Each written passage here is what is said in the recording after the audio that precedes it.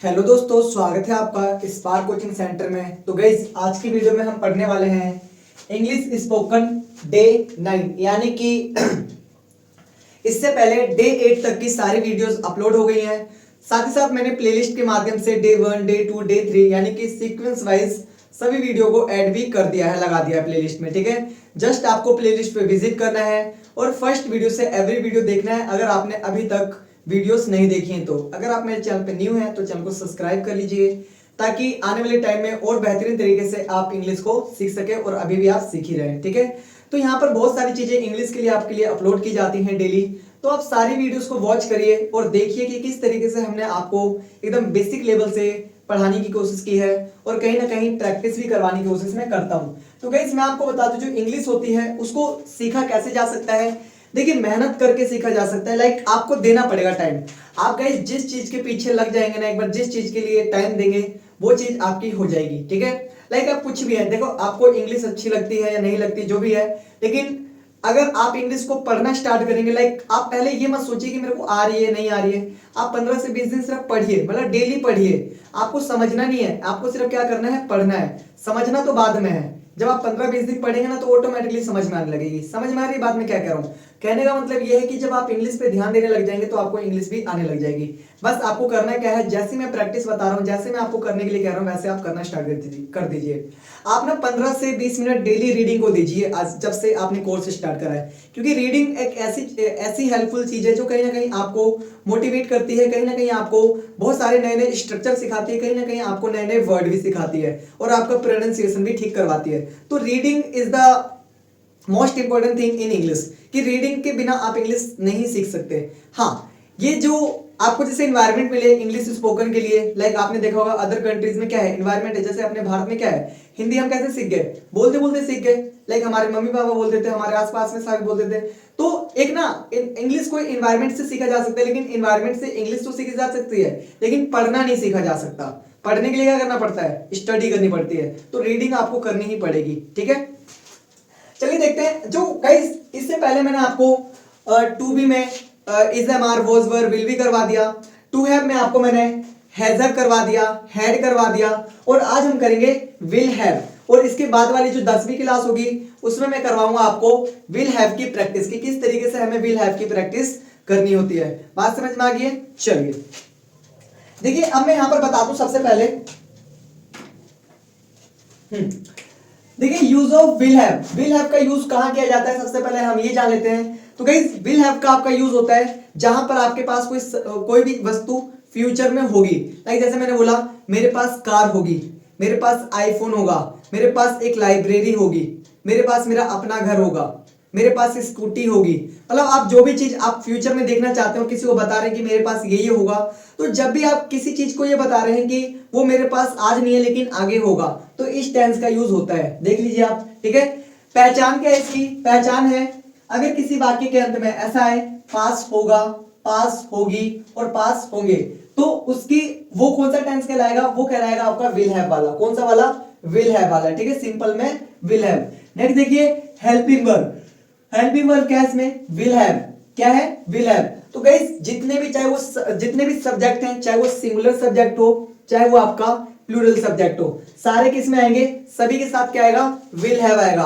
पहले एक और चीज लगाई जाती थी इसके साथ, मैं आपको बता देता हूं, शैल हैव। क्या लगाया जाता था? Shall have. और ये किसके साथ आता था? ये आता था आपका आई और वी के साथ। याद रखिएगा, आई और वी के साथ सेल। लेकिन एडवांस इंग्लिश में सेल का यूज बहुत कम कर दिया गया है, यानी कि ना के बराबर। तो हम भी यहां पर आपको सेल का यूज नहीं करवाने वाले। ठीक है, अब हम बात कर लेते हैं इसके स्ट्रक्चर की। जैसे कि आपने अभी तक सारी वीडियोस में देखा होगा, हम जो स्ट्रक्चर फॉलो करवाते हैं आपको, वो बहुत यूनिक स्ट्रक्चर होता है। कहीं ना कहीं बोलने में भी आसान होता है, पढ़ने में भी और समझने में भी। ठीक है, यानी कि जब हम टेंसेस बनाते हैं तो इस स्ट्रक्चर का सबसे ज्यादा यूज होता है। अगर आपका ये स्ट्रक्चर क्लियर है तो कहीं ना कहीं आप सेंटेंस भी बहुत अच्छी तरीके से बना पाएंगे। तो आइए एक बार देख लेते हैं स्ट्रक्चर। देखो, 4 तरीके के मैंने बोले सेंटेंस बनाते हैं हम। पहला आपका सिंपल सेंटेंस होता है, फिर नेगेटिव होता है, फिर इंटेरोगेटिव होता है, फिर इंटेरोगेटिव नेगेटिव होता है। यानी कि 4 तरीके के सेंटेंस बनाते हैं, simple, negative, interrogative, interrogative, negative. बात समझ में आ रही है? चलिए अब देखिए, यहां पर बता रखा है subject plus will have plus object. मतलब कि यहाँ पर देखिए क्या बता रखा है, subject plus will have plus object, ये इसका फॉर्मूला है कि इसी तरीके से ये बनेगा। नेगेटिव में subject plus will plus not plus have plus object, यानी कि विल हैव के बीच में क्या आ गया, नोट आ गया नेगेटिव में। नेक्स्ट है इंटेरोगेटिव, तो विल पहले आ जाएगा, ठीक है, will plus subject plus have plus object, ठीक है, विल पहले आ गया और फिर जो हैव था वो बाद में चला गया सब्जेक्ट के, ठीक है। नेक्स्ट देखो इंटेरोगेटिव नेगेटिव में विल पहले आएगा, will plus subject plus not plus have plus object, ये हमारा स्ट्रक्चर हो गया, ठीक है। ये क्या है हमारा स्ट्रक्चर। इसी फॉर्मूले के द्वारा आप इसको ट्रांसलेट करेंगे, आप हिंदी से इंग्लिश बनाएंगे, क्योंकि गाइज मैंने भी इसी तरीके से करा है, तो मैं भी आपको इसी तरीके से प्रिपेयर करूंगा। तो देखिए कैसे याद करना है, सिंपल का subject plus will have plus object, subject plus negative का subject plus will plus not plus have plus object, interrogative will plus subject plus have plus object, interrogative negative will plus subject plus not plus have plus object. बात समझ में आ रही है। तो ये कैसे करना है आपको, ये बार बार ऐसे बोल के देखना है, जब तक आपको इस तरीके से याद ना हो जाए जैसे मुझे है, तब तक आपको इसकी प्रैक्टिस करनी है और डेली करिए प्रैक्टिस। याद रखिएगा प्रैक्टिस कोई एक दिन में नहीं होती है, प्रैक्टिस को रोज करना पड़ता है, ठीक है, प्रैक्टिस रोज करनी पड़ती है। आप कहीं सोचे कि एक दिन में मैं 4 दिन का कर लूं, तो वो प्रैक्टिस नहीं कहलाएगी। मतलब हर दिन करिए, चाहे 15-15 मिनट करिए, चाहे 5 मिनट करिए, लेकिन वो चीजें हर दिन करिए, तब आपकी लाइफ बदलेगी, तब आप चीजें सीखेंगे। कई बार क्या होता है ना, बच्चे क्या करते हैं कि एक ही दिन में सारा कर देते हैं, तो वहां वो अपने तरीके से तो कर रहे हैं, लेकिन सामने से चीजें आएंगी नहीं ना, फिर समझ में नहीं आएंगी। उसका रीजन है, उसका रीजन ये रहेगा कि आपने उसको एक ही दिन में सीखने का सोचा। तो आपको थोड़ा थोड़ा करिए, लेकिन रोज करिए, मतलब कि थोड़ा ही थोड़ा करना है, क्या करना है, रोज करना है। समझ में आ गई बात। चलिए अब हमने यहाँ पर इसका स्ट्रक्चर जान लिया, अब आइए इसका सेंटेंस बनाते हैं, किस तरीके से इसका जो सेंटेंस है वो बनेगा। तो देखिए मेरे पास समय होगा, तो सबसे पहले बनेगा आई, क्या लगेगा मेरे के लिए, आई और फिर विल हैव लगा दो, आई विल हैव और क्या होगा, टाइम। तो यहाँ पर देखो टाइम लगा दिया। अब देखो यहाँ पर, जैसे यहाँ पर देखो सब्जेक्ट की जगह आई आ गया, कि मेरे के लिए क्या लग गया, सब्जेक्ट आई, और फिर यहाँ पर कुछ नहीं करना भाई, विल हैव लगा दो डायरेक्ट। देखो विल हैव लगा दिया ना, ये देखो विल हैव लगा दिया। ऑब्जेक्ट में क्या था, समय क्या था हमारा, ऑब्जेक्ट, टाइम लगा दिया, बन गया सेंटेंस। बात समझ में आ रही है। चलिए अगर बात समझ में आ रही है तो वीडियो को लाइक कर दें और शेयर जरूर करें दोस्तों के साथ, ठीक है, चाहे आपका व्हाट्सएप ग्रुप है, चाहे फैमिली हो, चाहे आपके भाई बहन हो, जिनको भी शेयर करना है शेयर जरूर करें, ठीक है। आगे देखिए मेरे पास समय नहीं होगा, तो यहाँ पर देखो आई क्या आएगा, मेरे पास समय नहीं होगा, नेगेटिव के लिए आई, फिर लगा दो विल। अब यहाँ पर थोड़ा सा रुकना है, विल के बाद क्या आ रहा है, नोट आ रहा है भाई, लगा दो नोट, फिर क्या आ रहा है, हैव आ रहा है, फिर क्या आ गया, हैव, और फिर ऑब्जेक्ट में हमें पता है क्या आएगा, टाइम आएगा। बात समझ में आ गई। चलिए अब हम करते हैं इंटेरोगेटिव वाला। देखो क्या मेरे पास समय होगा, इंटेरोगेटिव में क्या लगता है, क्या लगता है पहले, ठीक है। तो क्या मेरे पास समय होता है, यहाँ पर सबसे पहले क्या लगा रखा है, विल लगा रखा है, लगा दो विल, और फिर क्या लगा रखा है, सब्जेक्ट, विल के बाद आ गया आई, फिर लगा रखा है हैव, और फिर लगा रखा है आपका ऑब्जेक्ट में क्या आ गया, टाइम आ गया, विल आई हैव टाइम, ठीक है। नेक्स्ट है क्या मेरे पास समय नहीं होगा, तो यहाँ पर क्या आ जाएगा, विल आई, देखो विल आई, फिर यहां पर नोट आ गया, फिर आएगा हैव, और फिर आ जाएगा ऑब्जेक्ट यानी कि टाइम। तो यहां पर बना will I not have time. बात समझ में आ रही है। मतलब कि इसको पढ़ना कैसे है, बार बार इसको पढ़ना है आपको। देखो आप खुद देखिए और मैं आपको प्रैक्टिस करवा देता हूं। मेरे पास समय होगा, आई विल हैव टाइम, मेरे पास समय नहीं होगा, I will not have time, क्या मेरे पास समय होगा, विल आई हैव टाइम, क्या मेरे पास समय नहीं होगा, will I not have time.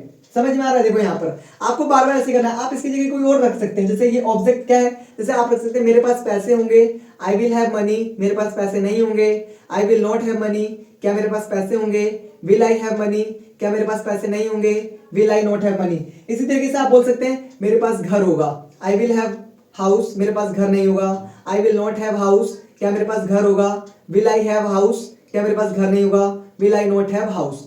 बात समझ में आ रही है। कहने का मतलब यह है कि आपको इस तरीके से प्रैक्टिस करना है। अगर आप इस तरीके से प्रैक्टिस करेंगे ना, तो कहीं ना कहीं ये जो सेंटेंसेस है, ये जो इंग्लिश है, आपको बहुत जल्दी आ जाएगी और कहीं ना कहीं आप इंग्लिश में माहिर हो जाएंगे। ठीक है, अगर आप इस तरीके से प्रिपरेशन बहुत बार प्रैक्टिस करिएगा ना, तो ऐसी कोई चीज नहीं है जो प्रैक्टिस से ना आए, क्योंकि एक कहावत है, प्रैक्टिस मेक्स मैन परफेक्ट। ठीक है, प्रैक्टिस क्या करती है, आदमी को परफेक्ट बना देती है।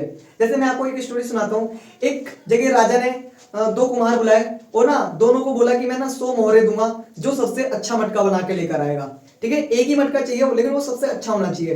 तो 2 कुम्हार थे, दोनों भाई गए मटका बनाने के लिए। हुआ क्या कि एक जो दूसरा वाला कुम्हार था, पहले वाले ने क्या करा, मटके बनाता चला गया, उसने बहुत सारे मटके बनाए। दूसरे वाले ने क्या सोचा, एक ही मटका बनाऊंगा लेकिन परफेक्ट बनाऊंगा। अब दोनों को 1 महीने का टाइम मिला था। अब जो पहले वाला था उसने भाई इतने सारे मटके बना दिए, सारे मटके सुंदर, सारे मटके सुंदर। और एक सोच रहा कि एक ही मटका बनाऊंगा। अब दोनों गए फिर राजा के पास। राजा ने पूछा कि उसके पास बन ही नहीं पाया, बोला कि दूसरे वाले ने बोला कि भाई बन ही नहीं पाया मटका सुंदर। और दूसरे वाले को देखा तो भाई उसके इतने सारे मटके बना दिए कि राजा को सारे मटके सुंदर लगे। मतलब कि एक ने देखो, एक सोचता रह गया, एक क्या करता रह गया, सोचता रह गया कि मैं मटके बनाऊंगा, सबसे अच्छा मटका बनाऊंगा। और एक ने मटके बनाए और वो बनाते बनाते इतने परफेक्ट हुए कि वो जितने मटके बनाता सारे ही मस्त बनते, सारे ही सुंदर बनते। तो इससे क्या समझ में आता है, इससे ये समझ में आता है कि हमें कुछ भी करना है वो हर दिन करना है। जब आप हर दिन करेंगे ना उस चीज को, तो कहीं ना कहीं वो चीज बहुत अच्छी होती चली जाएगी, परफेक्ट होती चली जाएगी। ठीक है, मतलब कि आप देखिए शुरू में जब आप पढ़ाई करने बैठेंगे तो हो सके उस तरीके से पढ़ाई ना हो जैसे आप करना चाह रहे हैं, लेकिन जब आप पढ़ते रहेंगे ना तो उस तरीके से पढ़ाई होनी स्टार्ट हो जाएगी जैसे आपको करनी है। समझ में आ रही है बात? तो आप प्रैक्टिस करते रहिए। आपको अभी नहीं सीखना कि, अभी नहीं सोचना कि मेरे को इंग्लिश आ रही है नहीं आ रही है, आप बस प्रैक्टिस करिए। आप जैसे ही 30 डेज कंप्लीट करेंगे ना, आपको ऑटोमेटिकली इंग्लिश आने लग जाएगी, ऑटोमेटिकली समझ में आने लगेगा कि हाँ ये पढ़ना है। समझ में आ रही है बात? चलिए अब देखिए यहाँ पर मैंने कुछ 5 सेंटेंस आपके लिए रखे हैं। अभी डिजिटल बोर्ड ना होने के कारण मैं यहाँ पर पीपीटी नहीं दे सकता आपको, बिकॉज इसमें बहुत ज़्यादा टाइम टेकिंग है और आई डोंट हैव टाइम, क्योंकि बहुत सारी चीज़ें करनी होती हैं अभी। लेकिन बहुत जल्द आप लोगों का अगर सपोर्ट ऐसे ही रहेगा तो हम कहीं ना कहीं यहाँ पर डिजिटल बोर्ड और भी बेहतरीन तरीके से चीज़ें आपको करवाने की पूरी कोशिश करेंगे। तो वीडियो को ज़्यादा से ज़्यादा शेयर करिए, लाइक करिए, कमेंट करिए, ताकि और भी हमसे जो ऑडियंस है वो जुड़ सके और कहीं ना कहीं अपनी इंग्लिश को इम्प्रूव कर सके।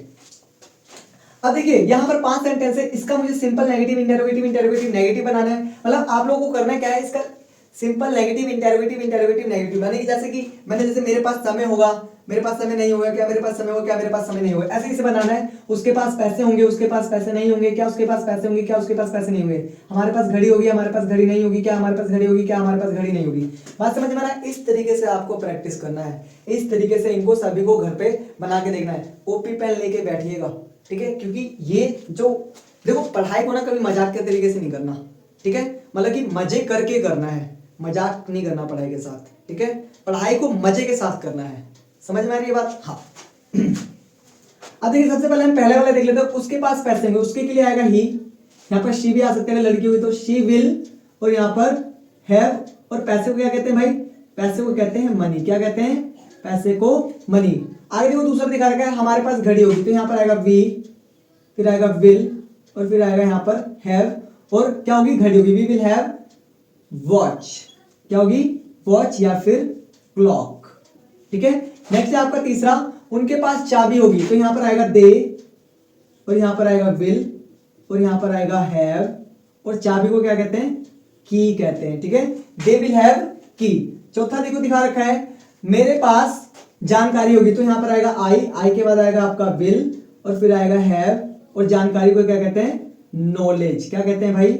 नॉलेज।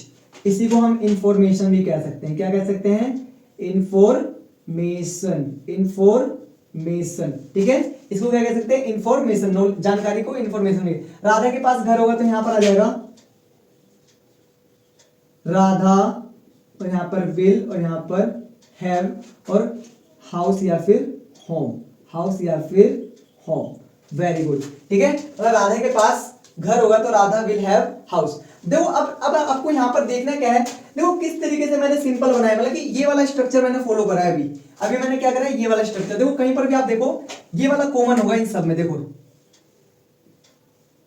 सॉरी ये नहीं, ये वाला नहीं लेंगे। ठीक है, विल हैव, देखो ये रहा विल हैव, ये रहा विल हैव, ये रहा विल हैव, ये रहा विल हैव, ये रहा विल हैव। चेंज क्या हो रहा है? कहीं कहीं पर सब्जेक्ट चेंज है, कहीं कहीं पर ऑब्जेक्ट चेंज है, यानी कि जो विल हैव है वो हमारा सेम टू सेम है। कहने का मतलब यह है कि ये बहुत इजी मेथड है इंग्लिश सीखने का। अगर आप कंप्लीट करेंगे ना ये वाला बैच, आप जब पूरी वीडियोस लगभग जो 50-60 डेज की वीडियोस हैं, अगर आप इसको वॉच करेंगे तो कहीं ना कहीं जो ये इंग्लिश है ना आपको बहुत इजी तरीके से आने लग जाएगी। आप करके देखिए एक बार, प्रैक्टिस करिए बार बार। जैसे यहाँ पर he will have money, he will not have money, will he have money, will he not have money, ऐसे आपको प्रैक्टिस करना है। ये देखो ना, ये पूरी प्रैक्टिस दे तो रखी है, बता तो रखा है। इस तरीके से जब आप प्रैक्टिस करेंगे ना तो कहीं ना कहीं जो सेंटेंसेस है आपके लिए इजी हो जाएगा। अब आपको करना क्या है, आपको इसका नेगेटिव बनाना है सभी का। इसका क्या करना है? एक जगह यहाँ पर नेगेटिव लिख के ये वाला नेगेटिव वाला फॉर्मूला लिख लेना यहाँ पर और फिर इसको बनाओ। फिर इसी तरीके से क्या करना है आपको, 5 सेंटेंस का इंटेरोगेटिव बनाना है। क्या बनाना है, इंटेरोगेटिव। फिर 5 सेंटेंस का क्या बनाना है, इंटेरोगेटिव नेगेटिव, इंटेरोगेटिव नेगेटिव। कहने का मतलब बस यही है मेरा कि आपको इस तरीके से प्रैक्टिस करनी है कि पहले सिंपल बनाओ, फिर नेगेटिव बनाओ, फिर इंटेरोगेटिव, फिर इंटेरोगेटिव नेगेटिव। अब आपको करना क्या है, अब आपको ना खुद से सेंटेंस सोचने हैं कि क्या बन सकता है, क्या हो सकता है। ठीक है, मतलब क्या सेंटेंस बन सकता है और क्या हो सकता है। ठीक है,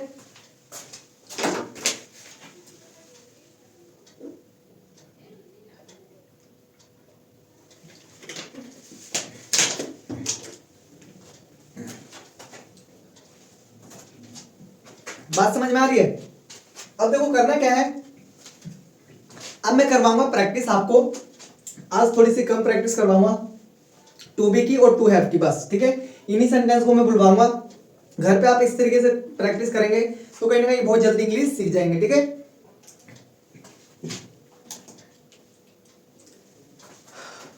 तो देखिए टू बी में आपको प्रैक्टिस कैसे करना है मैं आपको करवा रहा हूं। अगर आपने डे 1 से क्लासेस देखी होंगी तो आपको पता लग गया होगा कि हमें प्रैक्टिस कैसे करनी है। ठीक है, मेरे साथ बोलना है, मैं तैयार हूं, आई एम रेडी। मैं तैयार नहीं हूं, आई एम नॉट रेडी। क्या मैं तैयार हूं, एम आई रेडी। क्या मैं तैयार नहीं हूं, एम आई नॉट रेडी। मैं तैयार था, आई वॉज रेडी। मैं तैयार नहीं था, आई वॉज नॉट रेडी। क्या मैं तैयार था, वॉज आई रेडी। क्या मैं तैयार नहीं था, वॉज आई नॉट रेडी। मैं तैयार रहूंगा, आई विल बी रेडी। मैं तैयार नहीं रहूंगा, I will not be ready. क्या मैं तैयार रहूंगा, विल आई बी रेडी। क्या मैं तैयार नहीं रहूंगा, will I not be ready. अब हम इसका करेंगे टू हैव का। मैं तैयार, मेरे पास समय है, आई हैव टाइम। मेरे पास समय नहीं है, I do not have time. क्या मेरे पास समय है, डू आई हैव टाइम। क्या मेरे पास समय नहीं है, do I not have time. मेरे पास समय था, आई हैड टाइम। मेरे पास समय नहीं था, I did not have time. क्या मेरे पास समय था, डिड आई हैव टाइम। क्या मेरे पास समय नहीं था, did I not have time. मेरे पास समय होगा, आई विल हैव टाइम। मेरे पास समय नहीं होगा, I will not have time. क्या मेरे पास समय होगा, विल आई हैव टाइम। क्या मेरे पास समय नहीं होगा, will I not have time. बात समझ में आ रही है। इस तरीके से आपको प्रैक्टिस करना है और ना इसको ना जो लास्ट वाली जो मैं प्रैक्टिस करवाता हूँ इसको बार बार आप सुनिए। ठीक है, इसकी एक शॉर्ट वीडियो भी बना दूंगा मैं, एक आपकी पूरी टू बी की बना दूंगा, एक आपकी टू हैव की और एक बना दूंगा आपकी टेंसेस की और एक मॉडल वर्क की। आपको इसी तरीके से घर पे प्रैक्टिस करना है डेली। अगर आप इन प्रैक्टिस को डेली करेंगे तो कहीं ना कहीं जो आपकी इंग्लिश है वो ऑटोमेटिकली इंप्रूव होगी। तो गाइस आज के लिए इतना ही, मिलते हैं नेक्स्ट वीडियो में इसी तरीके की बेहतरीन वीडियो के साथ। तब तक के लिए टाटा बाय बाय, जय हिंद, जय भारत।